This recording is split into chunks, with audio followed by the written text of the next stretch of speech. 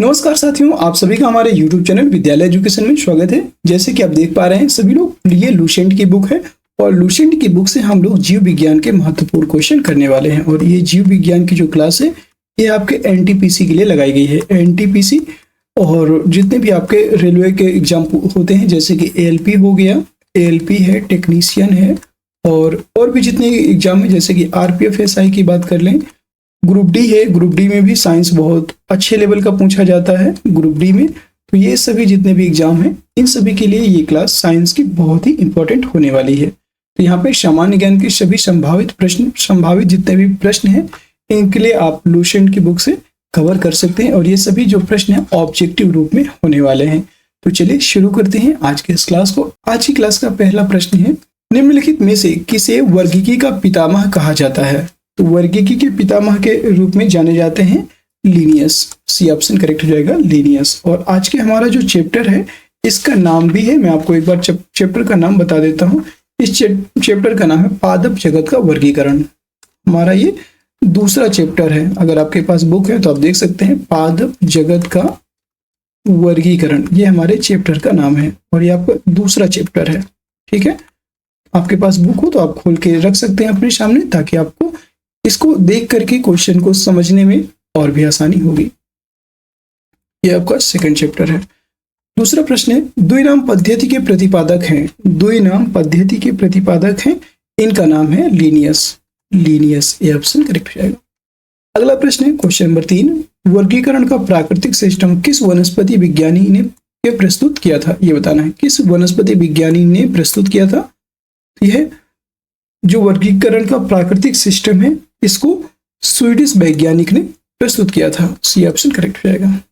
अगला प्रश्न है, पुष्पी पादपों को रखा गया है, जो पुष्पी पादप होते हैं इनको फैनरोगेम्स में रखा गया है। फैनरोगेम्स, बी ऑप्शन करेक्ट हो जाएगा, फैनरोगेम्स। अगला प्रश्न है क्वेश्चन नंबर 5, अपुष्पी पादपों को रखा गया है। तो अपुष्पी पादपों की बात करेंगे, यह क्रिप्टोगेम्स में रखे गए हैं। ये ऑप्शन करेक्ट हो जाएगा। दो चीज आपको याद रखना है, पुष्पी पादप फैनरोगेम्स और अपुष्पी पादप क्रिप्टोगेम्स।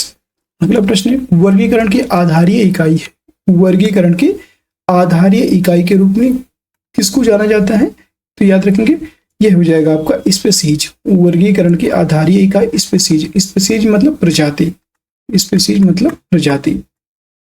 अगला प्रश्न है, हाइड्रोफाइट्स होते हैं। तो हाइड्रोफाइट्स जो होते हैं यह जलीय पौधे होते हैं। जलीय पौधों को हाइड्रोफाइट्स कहते हैं, याद रखिएगा।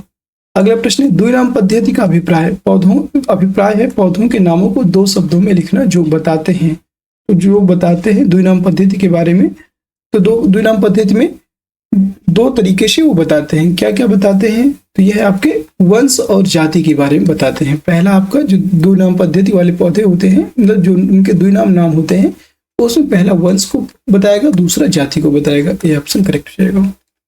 अगला प्रश्न है, जिन पौधों पर बीज बनते हैं किंतु पुष्प नहीं लगते हैं वे क्या कहलाते हैं? वे कहलाते हैं अनावृत बीजी। इनमें क्या होता है, बीज तो बनते हैं लेकिन पुष्प नहीं बनते हैं। अगला प्रश्न है क्वेश्चन नंबर 10। अगर साथियों किसी क्वेश्चन में आपको डाउट हो तो आप निसंदेह पूछ लीजिएगा कमेंट बॉक्स के माध्यम से।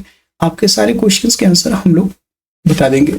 और सभी साथी, अगर आप इसका पीडीएफ चाहिए तो आप टेलीग्राम चैनल को जरूर ज्वाइन कर लीजिएगा। टेलीग्राम चैनल को आप ज्वाइन करते हैं, वहां पर इसको same as it is question और आंसर का जो पीडीएफ है, पीडीएफ आपको कंप्लीट प्रोवाइड कर दिया जाएगा।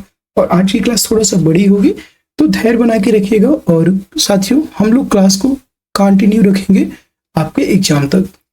क्वेश्चन नंबर 10 है, जीवाणु की खोज किसने की थी? तो जीवाणु की खोज करने वाले थे और इनका नाम था लीवेनहॉक। लीवेनहॉक ने जीवाणु की खोज की थी। बैक्टीरिया, जीवाणु को और क्या बोलते हैं? बैक्टीरिया। कहीं कहीं पे आपको लिखा मिल जाएगा बैक्टीरिया। अगला प्रश्न है क्वेश्चन नंबर 11 है, जीवाणु से संबंधित निम्न कथनों में से कौन से सही हैं? जीवाणु से संबंधित निम्न कौन कौन से कथन हैं, कौन कौन से कथन सही हैं? तो याद रखेंगे, सभी जीवाणु स्वपोषी होते हैं, गलत। सभी जीवाणु स्वपोषी नहीं होते हैं। सभी जीवाणु विविधपोषी होते हैं, ये भी गलत है। अधिकांश जीवाणु विविधपोषी होते हैं किंतु कुछ स्वपोषी होते हैं, ये कथन एकदम सही है। सभी जीवाणु प्रकाश संश्लेषण होंगे, ये भी गलत हो जाएगा। सी ऑप्शन करेक्ट हो जाएगा यहाँ पे। अगला प्रश्न है क्वेश्चन नंबर 12। जीवाणुओं को पौधे माना गया है क्योंकि जो जीवाणु बैक्टीरिया होते हैं इनको पौधे माना गया है। इसका क्या कारण है? तो इनमें कठोर कोशिका भित्ति होती है। बी ऑप्शन करेक्ट हो जाएगा और यही इसका राइट हो जाएगा। क्वेश्चन नंबर 13 है जीवाणुविक कोशिकाओं में नहीं होता है। जीवाणुविक कोशिकाओं की बात करेंगे तो इसमें कोशिका भित्ति होती है, राइबोसोम होता है, जीव द्रव्य कला होता है, सूत्र कणिका इसमें नहीं पाया जाता। डी ऑप्शन करेक्ट हो जाएगा। क्या क्या होता है? कोशिका भित्ति, जीव द्रव्य कला और राइबोसोम तीनों जीवाणुविक कोशिकाओं में पाया जाता है, सूत्र कणिका नहीं पाया जाता। अगला प्रश्न है क्वेश्चन नंबर 14। जीवाणुओं की साधारण आकृति क्या होती है? आकृति, यहाँ पे आकृति की बात करेंगे। जीवाणुओं का साधारण फिगर कैसा होता है तो मैं आपको बता देता हूँ, यह छड़ रूपी होती है, बेसिली यानी कि छड़ के रूप के समान होती है, याद रखेंगे। अगला प्रश्न है क्वेश्चन नंबर 15। जो जीवाणु आकार में सबसे छोटे होते हैं कहलाते हैं। जो जीवाणु आकार में सबसे छोटे होते हैं उन्हें कहते हैं गोलाणु। ये ऑप्शन करेक्ट हो जाएगा। गोलाणु यानी कि कोची। ठीक है। अगला प्रश्न है एक गोल जीवाणु कहलाता है। तो एक गोल जीवाणु को हम क्या कहते हैं? यह कहलाता है आपका कोकस। कोकस कहलाता है। सी ऑप्शन करेक्ट हो जाएगा। गोल जीवाणु आपका कोकस कहलाता है। ठीक है। 17 नंबर प्रश्न है एक सर्पिल जीवाणु को कहते हैं सर्पिल। तो एक सर्पिल जीवाणु क्या कहलाता है? एक सर्पिल जीवाणु कहलाता है आपका स्पाइरलिज्म। ठीक है, स्पाइरिलम। डी ऑप्शन करेक्ट हो जाएगा। सर्पिल जीवाणु को स्पाइरिलम कहते हैं। डी ऑप्शन राइट हो जाएगा। Question number 18। वास्तविक केंद्रक किसमें अनुपस्थित होता है? और ये जो आपकी साइंस की क्लास है, ये आपकी साइंस की जो क्लास है ये आपके सभी एग्जाम्स में इंपॉर्टेंट होगी। ठीक है, ये आपके सभी एग्जाम्स में इंपॉर्टेंट होगी, सभी साथी याद रखेंगे। तो आप अगर किसी भी एग्जाम की तैयारी कर रहे हैं तो वहां पे भी साइंस से क्वेश्चन अगर पूछे जाते हैं तो बहुत ही महत्वपूर्ण क्लास होगी। सभी साथी किसी भी क्वेश्चन में डाउट हो तो जरूर पूछिएगा और एक बार सभी साथी शेयर जरूर कर दीजिएगा। अगर आप इस क्लास को शेयर करते हैं तो ज़्यादा से ज़्यादा लोगों तक इसका लाभ मिल सकेगा। वास्तविक केंद्रक किसमें वो अनुपस्थित होता है? मतलब किसमें केंद्रक अनुपस्थित होता है? तो केंद्रक आपका कवक में पाया जाता है, लाइकेन में पाया जाता है, हरे शैवालों में पाया जाता है। जीवाणुओं में केंद्रक नहीं पाया जाता, इनमें जीवाणुओं में केंद्रक अनुपस्थित होता है। 19 नंबर प्रश्न है निम्नलिखित में से कौन सर्वाधिक संख्या में पाए जाते हैं? तो सर्वाधिक संख्या में पाया जाने वाला जो इनमें क्या क्या सबसे अधिक पाया जाता है तो वो है आपका शैवाल, कवक, जीवाणु या कीट। तो आपके जीवाणु सर्वाधिक संख्या में पाए जाते हैं। सी ऑप्शन राइट हो जाएगा। क्वेश्चन नंबर 20 है बैक्टीरिया में पाया जाने वाला प्रकाश संश्लेषी आशय कहलाता है। प्रकाश संश्लेषी आशय यह कहलाता है आपका वर्ण कीलवक। सी ऑप्शन राइट हो जाएगा। 21 नंबर प्रश्न है पाश्चर प्रसिद्ध है। पाश्चर की बात करेंगे, पाश्चर किस लिए प्रसिद्ध है? रोगों की जर्म थ्योरी के लिए। सी ऑप्शन करेक्ट हो जाएगा। 22 नंबर प्रश्न है निम्न में से सबसे छोटा जीव कौन सा है? सबसे छोटा जीव वो हो जाता है आपका माइकोप्लाज्मा। सी ऑप्शन राइट हो जाएगा। अगला प्रश्न है 23। जो जीवाणु सीधे ही वायुमंडलीय नाइट्रोजन को नाइट्रोजन के यौगिकों में बदल देते हैं वह कहलाते हैं। तो ऐसे जीव कहलाते हैं आपके नाइट्रोजन स्थिरीकारी जीव। सी ऑप्शन करेक्ट हो जाएगा, नाइट्रोजन स्थिरीकारी जीवाणु।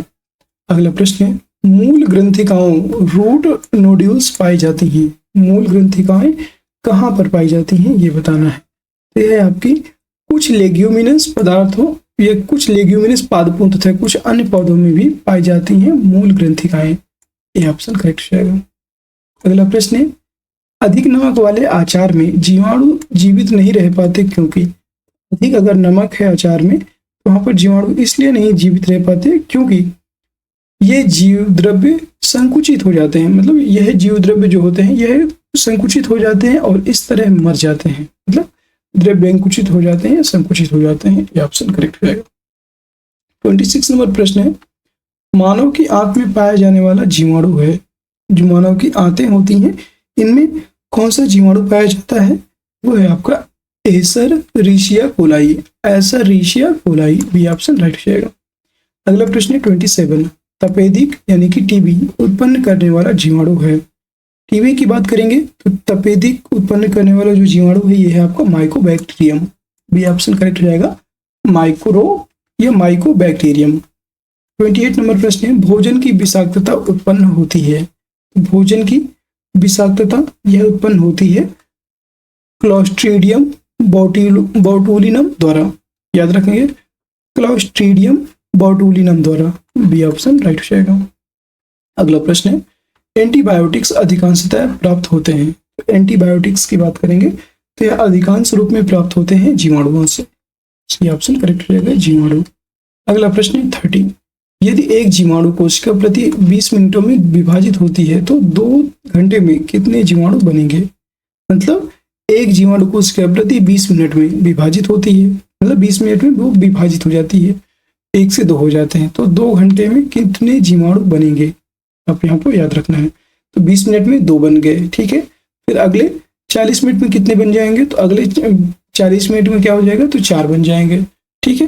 फिर अगले 40 मिनट में और 20 मिनट में बाद कितने बन जाएंगे, 8 बन जाएंगे, तो 60 हो गया। इस तरह से बढ़ेंगे और टोटल बन जाएंगे आपके 2 घंटे में 64, 2 घंटे में 64 जीवाणु बन जाएंगे। अगला प्रश्न है 31, नाइट्रोजन यौगिकीकरण में निम्नलिखित में से कौन सी फसल सहायक है। तो नाइट्रोजन यौगिकीकरण के लिए बात करेंगे, यह है आपका फली, जो आपकी मटर की फली होती है, यह नाइट्रोजन यौगिकीकरण में सहायक है, याद रखेंगे, मटर की फली। अगला प्रश्न है 32, नाइट्रोजन स्थिरीकरण में लेग हीमोग्लोबिन, ये लेग हीमोग्लोबिन का क्या अर्थ है, ये बताना है। तो लेग हीमोग्लोबिन की बात करेंगे, इसका अर्थ होता है ऑक्सीजन का अवशोषण। ये ऑप्शन करेक्ट हो जाएगा, ऑक्सीजन का अवशोषण। 33 नंबर प्रश्न है, निम्नलिखित में से कौन सा रोग बैक्टीरिया से होता है। कौन सा रोग बैक्टीरिया से होता है, तो यह आपका तपेदिक। ये ऑप्शन राइट हो जाएगा, तपेदिक। आपके ये आरआरबी 2004 और आरआरबी 2003 में पूछे गए हैं। अगला प्रश्न है 34 नंबर प्रश्न है, मृदा में धान की पैदावार बढ़ाने वाला मुक्त जीवी जीवाणु कौन सा है। मृदा में धान की पैदावार की बात करेंगे तो धान की पैदावार बढ़ाने वाला है एनाबिना। डी ऑप्शन राइट हो जाएगा, एनाबिना। 35 नंबर प्रश्न है, प्रशीतन खाद्य परिरक्षण में मदद करता है। यह मदद करता है जैव रासायनिक अभिक्रिया की दर को कम करके। बी ऑप्शन करेक्ट हो जाएगा। अगला प्रश्न है क्वेश्चन नंबर 36, दही जमने में निम्नलिखित में से किस सूक्ष्म जीव का प्रयोग किया जाता है। तो दही को जमाने के लिए लैक्टोबैसिलस, ये लैक्टोबैसिलस नामक जो जीवाणु है इसका प्रयोग किया जाता है। यह आपका एक सूक्ष्म जीव होता है। अगला प्रश्न है 37, निम्नलिखित में से किसके द्वारा दूध खट्टा होता है। दूध किसके द्वारा खट्टा हो जाता है, तो यह आपका बैक्टीरिया के द्वारा दूध खट्टा हो जाता है। यह ऑप्शन राइट हो जाएगा।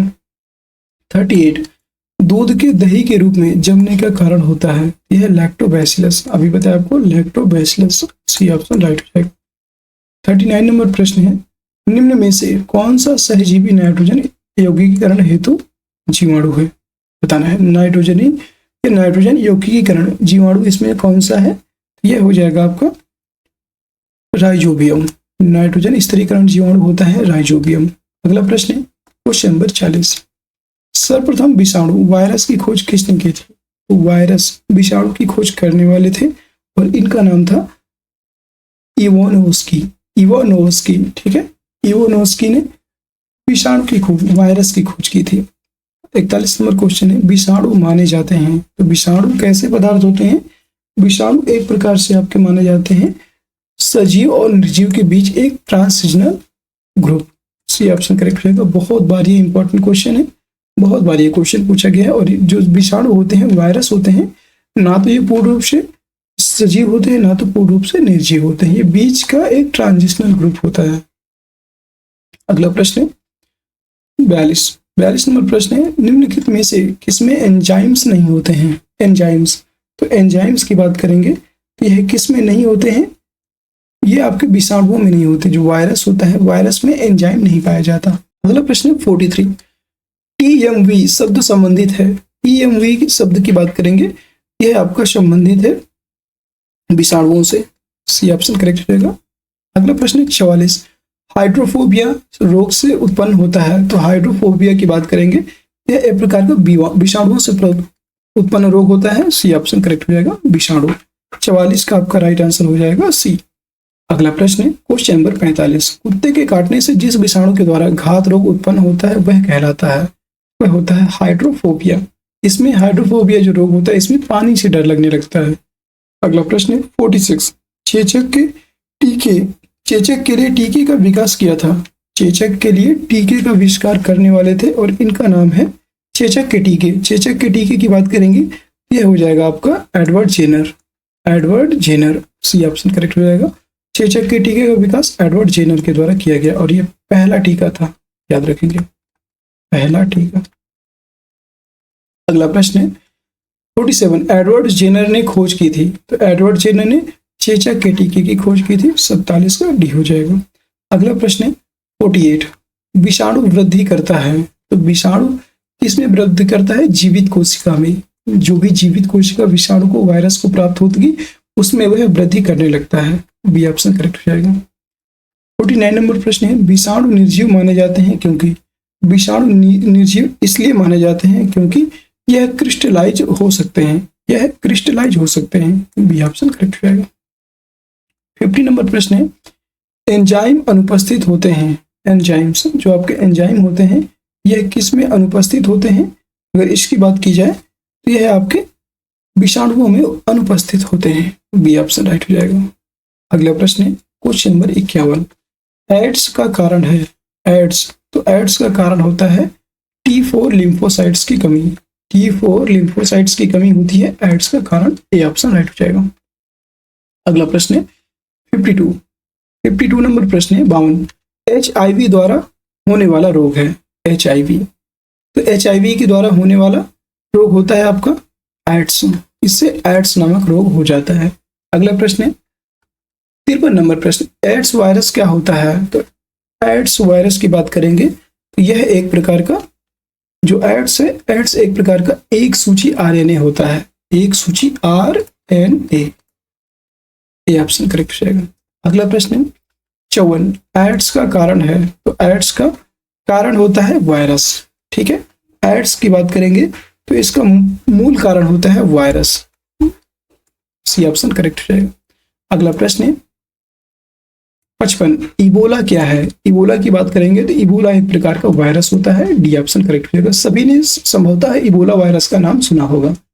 अगला प्रश्न है 56। एड्स फैलता है, तो एड्स फैलता है शारीरिक संपर्क से। शारीरिक संपर्क से एड्स फैलता है। डी ऑप्शन करेक्ट हो जाएगा। RRB 2003 में पूछा भी गया है। विषाणु में क्या होता है? विषाणुओं की बात करेंगे तो विषाणु में क्या पाया जाता है? इसमें न्यूक्लिक एसिड और प्रोटीन पाई जाती है विषाणु में। बी ऑप्शन करेक्ट हो जाएगा। अगला प्रश्न है सार्स, SARS क्या है? सार्स की बात करेंगे, यह एक प्रकार का आपका होता है, सार्स आपका विषाणु जनित रोग होता है। बी ऑप्शन करेक्ट हो जाएगा। अगला प्रश्न है खसरा। खसरा निम्नलिखित संक्रमण के कारण होता है, तो खसरा भी आपका यह होता है, खसरा जो है आपका रोग, जो खसरा रोग है यह आपका विषाणुओं के द्वारा होता है, वायरस, वायरस के कारण खसरा रोग आपको हो जाता है। अगला प्रश्न क्वेश्चन नंबर 60। निम्नलिखित में से कौन सा रोग विषाणु के कारण होता है? तो कौन सा ऐसा रोग है जो विषाणु के कारण होता है? तो इसका राइट आंसर हो जाएगा आपका चेचक। चेचक, ये ऑप्शन राइट हो जाएगा। 61 नंबर प्रश्न, जंतुओं में होने वाली फूट एंड माउथ रोग किसके कारण उत्पन्न होता है? फूट एंड माउथ रोग, तो यह आपका विषाणु के कारण होता है। डी ऑप्शन राइट हो जाएगा। अगला प्रश्न 62। आलू में मोज़ेक रोग का कारण तत्व है, तो आलू में मोज़ेक रोग का जो कारण तत्व है यह हो जाएगा आपका विषाणु। ये ऑप्शन राइट हो जाएगा। 63 नंबर प्रश्न, शैवाल विज्ञान, एल्गोलॉजी किसका अध्ययन है? तो शैवाल विज्ञान या एल्गोलॉजी की बात करेंगे तो यह आपका शैवालों का अध्ययन है। डी ऑप्शन करेक्ट हो जाएगा। शैवालों का अध्ययन एल्गोलॉजी कहलाएगा। ठीक है। अगला प्रश्न, शैवालों की कोशिका भित्ति किसकी बनी होती है? जितने भी शैवाल होते हैं शैवालों की कोशिका भित्ति सेल्यूलोज की बनी होती है। सी ऑप्शन राइट हो जाएगा। अगला प्रश्न है हाइड्रा की स्राविक कोशिकाओं में कौन सा सहजीवी शैवाल मिलता है, ये बताना है। तो हाइड्रा की स्रावी जो कोशिकाएं हैं इसमें यूक्लोरेला, ये ऑप्शन करेक्ट हो जाएगा। यूक्लोरेला सहजीवी शैवाल मिलता है। ठीक है। अगला प्रश्न है सरगासो, समुद्र का नाम सारगैसो, यहाँ पे सारगासो या सारगैसो समुद्र का नाम पड़ा था। तो इसका जो नाम है यह शैवालों के कारण पड़ा था। यहाँ पे सबसे ज्यादा एल्गी पाए जाते हैं, ठीक है, एल्गी सबसे ज्यादा यहाँ पे पाए जाते हैं, इसलिए इसका नाम पड़ गया सारगैसो सागर। 67 नंबर क्वेश्चन है, गलगंड रोग से बचा जा सकता है और कुछ समुद्री खरपतवार खाने से इसका इलाज होता है, क्योंकि इनमें प्रचुर मात्रा में होता है। जो गलगंड रोग, गले में आपका एक रोग हो जाता है जिसे हम गलगंड रोग बोलते हैं, और यह कुछ समुद्री खरपतवार खाने से इसका इलाज होता है, और इसका नाम है iodine. Iodine, B option correct रहेगा। इसी को गलगंड को घेंघा रोग बोलते हैं। गलगंड तो आपने नहीं सुना होगा, लेकिन घेंघा रोग सभी ने सुना होगा। यह आयोडीन की कमी से होता है, याद रखेंगे। अगला प्रश्न 68 नंबर प्रश्न है, किस शैवाल से आयोडीन प्राप्त होती है? आयोडीन की बात करेंगे तो आयोडीन लैमिनेरिया से प्राप्त होता है, बी ऑप्शन करेक्ट जाएगा। यह आपका लैमिनेरिया से प्राप्त होता है। अगला प्रश्न है 69, केल्प प्राप्त होता है। तो केल्प की बात करेंगे तो केल्प आपका समुद्री शैवालों से प्राप्त होता है, यह ऑप्शन करेक्ट रहेगा। केल्प समुद्री शैवालों से। 70 नंबर प्रश्न, निम्नलिखित में से कौन सा स्वपोषित है? स्वपोषित कौन सा है? तो इसमें स्वपोषित होता है आपका शैवाल। जो आपके एल्गी होते हैं, एल्गी आपके स्वपोषी होते हैं। अगला प्रश्न है क्वेश्चन नंबर 71, निम्नलिखित में से कौन सा जीव चावल की फसल के लिए जैव उर्वरक का कार्य करता है? चावल की फसल जो है इसके लिए जैव उर्वरक का कार्य कौन सा जीव करता है? यह है आपका नीलहरित शैवाल, यह ऑप्शन करेक्ट रहेगा, नीलहरित शैवाल। 72 नंबर प्रश्न है, अंतरिक्ष कार्यक्रमों में ऑक्सीजन की आपूर्ति को नियंत्रित करने के लिए प्रयुक्त किए जाने वाले एक कोशिकीय शैवाल का नाम है। तो एक कोशिकीय शैवाल का नाम होता है क्लोरेला, सी ऑप्शन करेक्ट रहेगा। 73 नंबर क्वेश्चन है, लाल सागर का लाल रंग किसकी उपस्थिति के कारण होता है? तो लाल सागर का लाल रंग यह शैवालों की उपस्थिति के कारण होता है, एल्गी। जो एल्गी होते हैं, शैवाल होते हैं, इन्हीं की उपस्थिति के कारण लाल सागर का रंग लाल रहे। अगला प्रश्न है 74, एगार एगार किससे तैयार होता है? तो एगार एगार की बात करेंगे तो यह आपके शैवाल से तैयार होते हैं, यह ऑप्शन राइट हो जाएगा। 75 नंबर क्वेश्चन है, वनस्पति जगत के गैर हरित विषम पोषित पौधे कौन से होते हैं? गैर हरित विषम पोषित, तो गैर हरित विषम पोषित पौधे आपके फंजाई होते हैं, फंजाई, बी ऑप्शन करेक्ट हो जाएगा। अगला प्रश्न है 76, कवकों की कोशिका भित्ति सेल वॉल किसकी बनी होती है? जितने भी कवक होते हैं, कवकों की कोशिका भित्ति यह बनी होती है काइटिन व हेमोसेलुलोज को, काइटिन व हेमीसेलुलोज की बनी होती है कवकों की कोशिका भित्ति, डी ऑप्शन राइट है। अगला प्रश्न है 77, कवकों द्वारा रिजर्व या संचित भोज्य पदार्थ किस रूप में संचित होते हैं? तो कवकों के द्वारा जो रिजर्व होता है यह ग्लाइकोजन के रूप में, पदार्थ जो भी पदार्थ होता है यह ग्लाइकोजन के रूप में संचित होता है कवकों में, यह ऑप्शन करेक्ट रहेगा। 78 नंबर क्वेश्चन है, सभी कवक सदैव होते हैं। जितने भी कवक हैं यह सदैव होते हैं विविध पोषी, D option, C option right हो जाएगा, विविध पोषी। अगला प्रश्न है 79, माइकोराइजा सहजीवी संबंध होता है। तो माइकोराइजा सहजीवी संबंध यह है आपका कवकों तथा उच्च पौधों की जड़ों के बीच होता है, बी ऑप्शन करेक्ट रहेगा।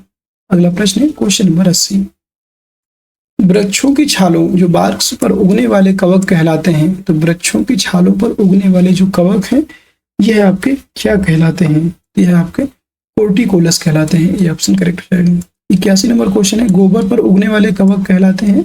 गोबर पर उगने वाले जो कवक हैं इनको हम लोग कहते हैं कोप्रोफिलस। गोबर पर उगने वाले कवक कोप्रोफिलस कहलाते हैं। 82 नंबर प्रश्न है, निम्न में से किसमें क्लोरोफिल नहीं होता है?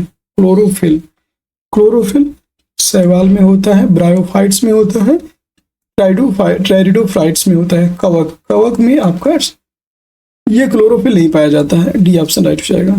अगला प्रश्न 83, आलू का लेड ब्लाइट उत्पन्न होता है। तो आलू का लेड ब्लाइट की बात करेंगे, यह किस में उत्पन्न होता है? यह आपका फाइटोप्थोरा इन्फेस्टेंस में होता है, याद रखेंगे।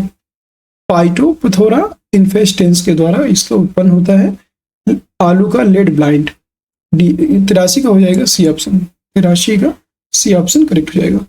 अगला प्रश्न 84, डबल रोटी के निर्माण में काम आने वाला कवक होता है। डबल रोटी, जब आप डबल रोटी खाते हैं उसमें कौन सा कवक का उपयोग किया जाता है? यह आपका सैक्रोमाइसीज सेरेविसी का प्रयोग किया जाता है, सी ऑप्शन करेक्ट हो जाएगा, सैक्रोमाइसिस सेरेविसिड। 85 नंबर प्रश्न है, पेनिसिलियम क्या है? पेनिसिलियम, पेनिसिलियम की बात करेंगे तो यह एक प्रकार का, पेनिसिलियम जो है यह एक प्रकार का कवक होता है। सी ऑप्शन करेक्ट रहेगा। 86 नंबर प्रश्न है, पेनिसिलिन की खोज किसने की थी? पेनिसिलिन, पेनिसिलिन की खोज करने वाले थे, इनका नाम था Alexander Fleming. Alexander Fleming, C option right रहेगा। अगला प्रश्न है, अर्गोट किससे प्राप्त होता है? अर्गोट की बात करेंगे, अर्गोट जो है यह किससे प्राप्त होता है? 87, इसका राइट आंसर हो जाएगा क्लेविसेप्स, क्लेविसेप्स से अर्गोट प्राप्त होता है। बी ऑप्शन राइट हो जाएगा। 88 नंबर क्वेश्चन है, औद्योगिक स्तर पर पेनिसिलिन प्राप्त किससे किया जाता है? औद्योगिक स्तर पर पेनिसिलिन प्राप्त किया जाता है, यह आपका प्राप्त किया जाता है पेनिसिलियम क्राइसोजेनम से, पेनिसिलियम क्राइसोजेनम से। बी ऑप्शन करेक्ट रहेगा। और इससे हम लोग औद्योगिक स्तर पर पेनिसिलिन प्राप्त करते हैं। 89 नंबर प्रश्न है, जब गेहूं के गुथे हुए आटे में ईस्ट कोशिकाएं मिलाई जाती हैं तो डबल रोटी कोमल और छिद्रयुक्त हो जाती है, क्योंकि यह इसलिए छिद्रयुक्त हो जाती है क्योंकि CO2 का उत्पादन कर रोटी को स्पंजी बना देता है। कार्बन डाइऑक्साइड का उत्पादन करके यह क्या बना देता है? स्पंजी। यह आपको रोटी को स्पंजी बना देता है, इसलिए वो फूल जाती है डबल रोटी। अगला प्रश्न है, क्वेश्चन नंबर 90, ईस्ट में कायिक जनन होता है, जो आपका ईस्ट या खमीर बोलते हैं इसी को, ईस्ट में कायिक जनन होता है, यह मुकुलन के द्वारा होता है। यह ऑप्शन करेक्ट हो जाएगा। अगला प्रश्न है, 91, निम्नलिखित में से कौन खाने योग्य कवक है? खाने योग्य कवक कौन सा होता है? खाने योग्य कवक आपका एगैरिकस होता है, एगैरिकस। सी ऑप्शन करेक्ट हो जाएगा, एगैरिकस। अगला प्रश्न है, LSD किससे प्राप्त होता है? LSD की बात करेंगे, LSD यह आपका प्राप्त होता है पेनिस कवक से, LSD आपका कवक से प्राप्त होता है। बी ऑप्शन राइट हो जाएगा। अगला प्रश्न है, 93, विस्तृत स्पेक्ट्रम प्रतिजैविकी किसके उत्पन्न होते हैं? विस्तृत स्पेक्ट्रम प्रतिजैविकी किससे उत्पन्न होते हैं? तो याद रखेंगे, यह आपका स्ट्रेप्टोमाइसिड से उत्पन्न होते हैं। ये ऑप्शन करेक्ट हो जाएगा। और सभी साथी क्लास में अभी तक बने हैं, इसके लिए आपका बहुत बहुत धन्यवाद। और अगर अभी तक आप क्लास में हैं, इसका मतलब आप एकदम सीरियस होकर तैयारी कर रहे हैं। और अगर आपको क्लास पसंद आ रही है तो एक बार क्लास को लाइक कर दीजिए। लगातार हम सारे चैप्टर कंप्लीट करेंगे। आपके जीव विज्ञान की बात करेंगे तो जीव विज्ञान में लगभग आपके देखें तो यहाँ पे बहुत सारे ऐसे प्रश्न हैं जो आपको यहाँ पे बहुत सारे ऐसे हैं जो आते होंगे, बहुत सारे ऐसे हैं जो नए प्रश्न भी होंगे आपके लिए, तो आपको याद रखना है और सारे क्वेश्चन आपको कंप्लीट करने हैं, ठीक है। और हम लोग सारे प्रश्न कंप्लीट करेंगे। देखा जाए तो इसमें आपके कम से कम 20 चैप्टर होंगे, जीव विज्ञान के 15 से 20 चैप्टर हैं, सभी हम लोग कंप्लीट करेंगे। 94 नंबर क्वेश्चन है, स्ट्रेप्टोमाइसिन को किसने पृथक किया? स्ट्रेप्टोमाइसिन, कल के लिए आपके लिए होमवर्क है कि आप चैप्टर नंबर 3 जीव विज्ञान का चैप्टर नंबर 3 को आप लोग कंप्लीट करके आइएगा, जिससे कि आप देखेंगे तो आप क्वेश्चन जब यहाँ पे करेंगे तो आपको ज्यादा से ज्यादा उसको आसानी होगी करने में। स्ट्रेप्टोमाइसिन को किसने पृथक किया था? तो इसको पृथक करने वाले थे वाक्समैन। डी ऑप्शन करेक्ट हो जाएगा, वाक्समैन। इसलिए बोल रहे हैं क्योंकि आपको ये चैप्टर नंबर 2 है। चैप्टर नंबर 3 का नाम है पादप आकार की, प्लांट मार्फोलॉजी। इससे क्वेश्चन आप लोग एक बार देख लीजिएगा, हम जब करवाएंगे तो उससे आपको बहुत आसानी होगी। 95 नंबर प्रश्न है, टिक्का रोग किसमें होता है? टिक्का रोग की बात करेंगे, यह आपका किसमें होता है? टिक्का रोग, टिक्का रोग आपका यह मूंगफली में होता है। डी ऑप्शन करेक्ट हो जाएगा। 96 नंबर क्वेश्चन है, गन्ने में लाल सड़ान रोग, रेड रूट डिजीज किसके द्वारा उत्पन्न होता है? यह कवक के द्वारा उत्पन्न होता है, गन्ने में लाल सड़न वाला रोग। 97 नंबर क्वेश्चन है, सामान्य खाद्य छत्रक क्या होता है? तो सामान्य खाद्य छत्रक की बात करेंगे तो यह आपका होता है सामान्य खाद्य छत्रक, यह आपका कसकर ठसाठस भरे कवक जाल, कसकर के ठसाठस भरे कवक जाल में सामान्य खाद्य छत्रक होता है। सी ऑप्शन करेक्ट हो जाएगा। 98 नंबर क्वेश्चन है, मशरूम क्या है? मशरूम, मशरूम की बात करेंगे तो मशरूम क्या होता है? मशरूम एक प्रकार का कवक है। ये ऑप्शन करेक्ट हो जाएगा, मशरूम एक प्रकार का कवक होता है। 99 नंबर प्रश्न, प्रथम वियुक्त प्रतिजैविकी कौन सा था?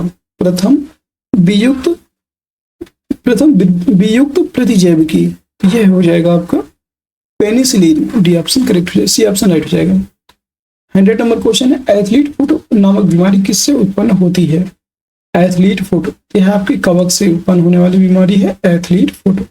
अगला प्रश्न है 101 नंबर क्वेश्चन है, निम्नलिखित में से कौन सा एक कवक एवं उच्च पादप की जड़ों के बीच उपयोगी कार्यात्मक संबंध को दर्शाता है? यह है आपका माइकोराइजा। ये ऑप्शन राइट हो जाएगा। अगला प्रश्न है 102 नंबर क्वेश्चन है, एफ्ला विष किससे बनता है? एफ्ला विष किससे बनते हैं? एफ्ला विष की बात करेंगे, यह आपका कवक से बनता है। ये ऑप्शन करेक्ट हो जाएगा। अगला प्रश्न है 103, डबल रोटी के निर्माण में किस कवक का प्रयोग किया जाता है? डबल रोटी के निर्माण में अभी बताया था सैक्रोमाइसिस का प्रयोग करते हैं। सी ऑप्शन करेक्ट हो जाएगा। 104 नंबर क्वेश्चन है, लाइकेन जो एक नग्न चट्टान पर भी पारिस्थितिक अनुक्रम को प्रारंभ करने में सक्षम है, वास्तव में किसके सहजीवी सहचर हैं? यह वास्तव में लाइकेन की बात करेंगे तो यह शैवाल और कवक के सहजीवी सहचर होते हैं। बी ऑप्शन करेक्ट हो जाएगा। अगला प्रश्न है क्वेश्चन नंबर 105, निम्नलिखित में से क्या SO2 प्रदूषण का सर्वोत्तम सूचक है? SO2 प्रदूषण का सर्वोत्तम सूचक होता है लाइकेन। बी ऑप्शन करेक्ट हो जाएगा, लाइकेन। अगला प्रश्न है 106, लिटमस किसमें से निकाला जाता है? लिटमस की बात करेंगे, यह किसमें से निकाला जाता है? यह आपका लाइकेन से निकाला जाता है, लिटमस। सी ऑप्शन करेक्ट हो जाएगा। अगला प्रश्न है 107, लाइकेन में कवक और शैवाल के मध्य सहजीवी संबंध कहलाता है। तो लाइकेन में कवक और शैवाल के मध्य सहजीवी संबंध यह कहलाता है हेलोटिज्म। सी ए ऑप्शन करेक्ट हो जाएगा, हेलोटिज्म। 108 नंबर क्वेश्चन है, पेड़ों की छालों पर उगने वाले लाइकेन को क्या कहा जाता है? पेड़ों की छालों पर उगने वाले लाइकेन को कार्टिकोल्स कहा जाता है। ए ऑप्शन करेक्ट हो जाएगा, कार्टिकोल्स। 109 नंबर क्वेश्चन है, चट्टानी स्तरों पर लाइकेन विकास को क्या कहते हैं? चट्टानी स्तरों पर लाइकेन विकास को कहा जाता है सेक्सिकोल्स। बी ऑप्शन करेक्ट हो जाएगा। 110 नंबर क्वेश्चन है, जापान में लोग किस लाइकेन को सब्जी के रूप में खाते हैं? जापान में लोग किस लाइकेन को सब्जी के रूप में खाते हैं? तो यह हो जाएगा आपका इंडोकार्पन एक प्रकार का लाइकेन होता है और इसको जो है वहां पे सब्जी के रूप में खाया जाता है। सी ऑप्शन राइट हो जाएगा। अगला प्रश्न है 111, मिर्गी की औषधि किस लाइकेन से प्राप्त होती है? मिर्गी की औषधि की बात करेंगे तो यह परमिलिया औषधि से प्राप्त होती है, यह परमिलिया लाइकेन से प्राप्त होती है। डी ऑप्शन करेक्ट हो जाएगा। 112 नंबर क्वेश्चन है, वनस्पति जगत में निम्नलिखित में से किसको जल स्थलचर उभयचर कहते हैं? जल और स्थलचर यानी कि उभयचर कहते हैं, बताना है। इस वनस्पति जगत में किसको ये बताना है कि उभयचर कहा जाता है? शैवाल, फंगस, ब्रायोफाइटा या टेरिडोफाइटा? इसका राइट आंसर हो जाएगा ब्रायोफाइटा। ये ऑप्शन करेक्ट हो जाएगा। 113 नंबर क्वेश्चन है, जड़ के स्थान पर मूलाभास पाया जाता है, जल के स्थान पर मूलाभास पाया जाता है ब्रायोफाइट्स में। सी ऑप्शन करेक्ट हो जाएगा। 114 नंबर क्वेश्चन है, ब्रायोफाइट्स में सम्मिलित हैं, ब्रायोफाइट्स में क्या सम्मिलित होता है? लीवरवर्ट एवं मांस। सी ऑप्शन करेक्ट हो जाएगा। अगला प्रश्न है 115, बीजों की प्रकृति किसमें उत्पन्न हुई? बीजों की प्रकृति किसमें उत्पन्न होती है? टेरिडोफाइट्स में। डी ऑप्शन करेक्ट हो जाएगा, टेरिडोफाइट्स। 116 नंबर क्वेश्चन है, जलीय फर्न जिसे जैव उर्वरक के रूप में प्रयुक्त किया जाता है वह है, तो इसे बोलते हैं आपका एजोला। एजोला एक प्रकार का जलीय फर्न है जिसे जैव उर्वरक के रूप में प्रयुक्त किया जाता है। 117 नंबर क्वेश्चन है, पुनर्जीवन का गुण होने के कारण निम्न में से किस मेजों पर सजावट के लिए रखते हैं? इसे मेजों पर सजावट के लिए रखा जाता है, तो इसका राइट आंसर हो जाएगा आपका सिलेजिनेला। सी ऑप्शन करेक्ट हो जाएगा, सिलेजिनेला। अगला प्रश्न है 118, निम्नलिखित में से किसके जीवाणु दवा के रूप में प्रयोग किए जाते हैं? बताना है किसके जीवाणु दवा के रूप में प्रयोग किए जाते हैं, तो वो है आपका लाइकोपोडियम। ये ऑप्शन करेक्ट हो जाएगा, लाइकोपोडियम। अगला प्रश्न है 119, निम्नलिखित में से किसे जैव उर्वरक के रूप में प्रयोग किया जाता है? जैव उर्वरक के रूप में प्रयोग करते हैं हम लोग एजोला को। सी ऑप्शन राइट हो जाएगा। 120 नंबर क्वेश्चन है, सबसे अधिक क्रोमोसोम किसमें पाए जाते हैं? सबसे अधिक क्रोमोसोम टेरिडोफाइट्स में पाए जाते हैं। बी ऑप्शन करेक्ट होगा, टेरिडोफाइट्स। 121 नंबर प्रश्न है, किस वर्ग के पौधों में बीज बनते हैं परंतु बीज नग्न रूप में पौधे पर लगे रहते हैं? इसका राइट आंसर हो जाएगा जिम्नोस्पर्म। डी ऑप्शन करेक्ट हो जाएगा। 122 नंबर क्वेश्चन है, संसार के सबसे लंबे पौधे संबंधित हैं। संसार के सबसे लंबे पौधे किससे संबंधित होते हैं? ये आपके जिम्नोस्पर्म से संबंधित होते हैं। सी ऑप्शन करेक्ट हो जाएगा। 123 नंबर क्वेश्चन है, जिम्नोस्पर्म का मेवा किसे कहा जाता है? जिम्नोस्पर्म का मेवा किसे कहा जाता है? ये आपका चिलगोजा को कहा जाता है। सी ऑप्शन करेक्ट हो जाएगा, चिलगोजा। अगला प्रश्न है, कोरेलाइड जड़ें पाई जाती हैं। कोरेलाइड जड़ें पाई जाती हैं साइकस में। सी ऑप्शन करेक्ट हो जाएगा, साइकस। 125 नंबर क्वेश्चन है, सबसे बड़ा बीजांड किसमें होता है? सबसे बड़ा बीजांड यह आपका पाया जाता है साइकस में। सी ऑप्शन करेक्ट हो जाएगा, साइकस। चिलगोजा किससे प्राप्त होता है? तो चिलगोजा की बात करेंगे तो यह आपका प्राप्त होता है चिलगोजा पाइनस से। बी ऑप्शन करेक्ट हो जाएगा, चिलगोजा आपका पाइनस से प्राप्त होता है। ठीक है। 127 क्वेश्चन है, साबूदाना जिसे बोलते हैं सैगो, साबूदाना या सागो किससे बनाया जाता है? साबूदाना या सैगो यह आपका बनाया जाता है साइकस से। ये ऑप्शन करेक्ट हो जाएगा, साबूदाना साइकस से बनाया जाता है और चिलगोजा पाइनस से प्राप्त होता है।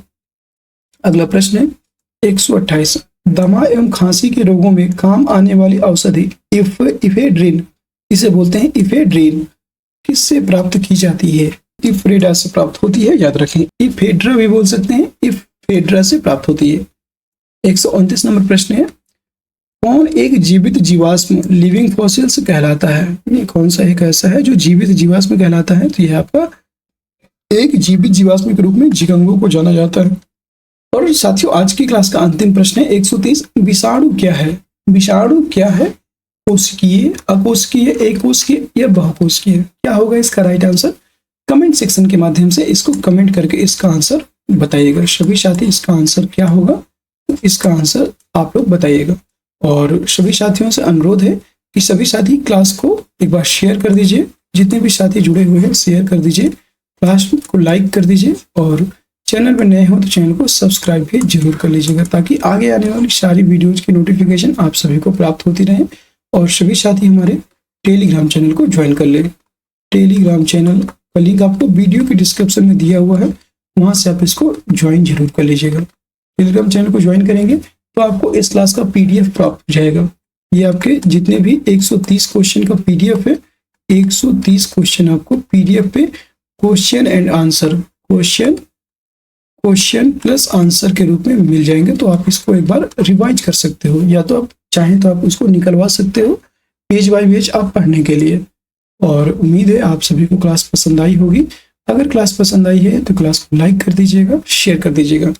और सभी साथी खुश रहिए, मस्त रहिए, देखते रहिए विद्यालय एजुकेशन को, और सभी साथी सपोर्ट कीजिए। आप सभी से गुजारिश है, निवेदन है कि सभी लोग सपोर्ट करें। हाथ जोड़ के निवेदन कर रहे हैं कि साथियों आप ही लोग से बोल सकते हैं, जैसे आपके जो पेपर की मतलब जितने भी क्वेश्चन हैं, जो भी आपकी प्रॉब्लम्स हैं, उनको हम लोग सॉल्व करने की कोशिश करते हैं। तो आप भी हमारी प्रॉब्लम को समझें कि थोड़ा सा सपोर्ट करें। और सभी साथी से अनुरोध है, कोई भी आपको डाउट होता है तो आप हमें डायरेक्ट हमारे 6386953102 इस नंबर पर व्हाट्सएप करके हमसे कांटेक्ट कर सकते हैं। ठीक है, व्हाट्सएप कीजिएगा तो इससे आप हमसे डायरेक्ट कांटेक्ट कर सकते हैं। ठीक है, और कोई भी आपकी प्रॉब्लम हो तो हम सॉल्व करने की कोशिश करेंगे। फिर मिलते हैं किसी नेक्स्ट क्लास में, तब तक के लिए हाथ जोड़ के सभी से नमस्कार और जय हिंद, जय भारत।